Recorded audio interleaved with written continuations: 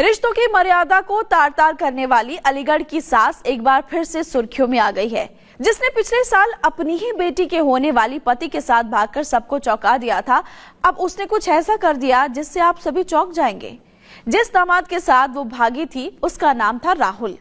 अब कहानी में ट्विस्ट ये है कि 10 महीने का इश्क करके इस बेवफा सास ने अपने दामाद यानी कि राहुल को धोखा दे दिया है।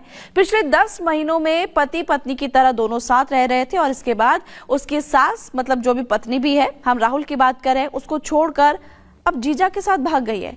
राहुल कह रहा है कि महिला जाते जाते उसके पास रखे हुए 2 लाख रुपए नगद और कीमती जेवर लेकर रफू चक्कर हो गई है। बेचारा राहुल अब न घर का रहा न घाट का।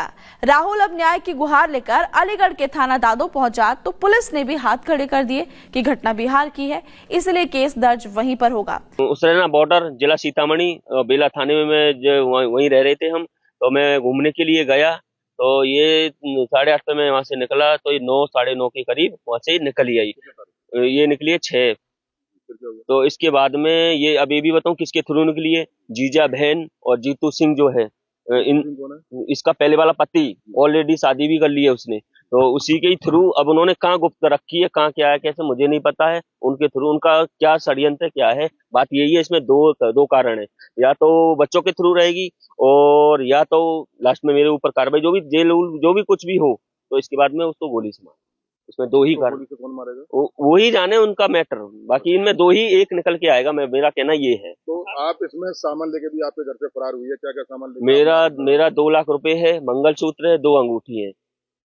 और सुनो, जब ये बोल रही थी कि मैं घर से मतलब ये जो कह नहीं रही थी कि मतलब कि मुझे मारता पीटता था, जो भी है कुछ मतलब 10 महीने पहले की कहानी है। वहां पे भी इसने बोला मारता पीटता, क्या इसको सभी कोई मारता पीटता है? ये कहीं मतलब पहले को छोड़ के फिर दूसरे को छोड़ के अब इसने तीसरा पकड़ लिया।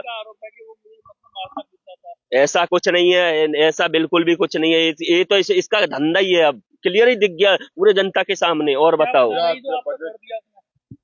बोल तो रहे हैं उसको पूरा उसका धंधा ही है। ये समझ लो कि एक को छोड़ के दूसरा को छोड़ के तीसरा, धंधा यही है उसका।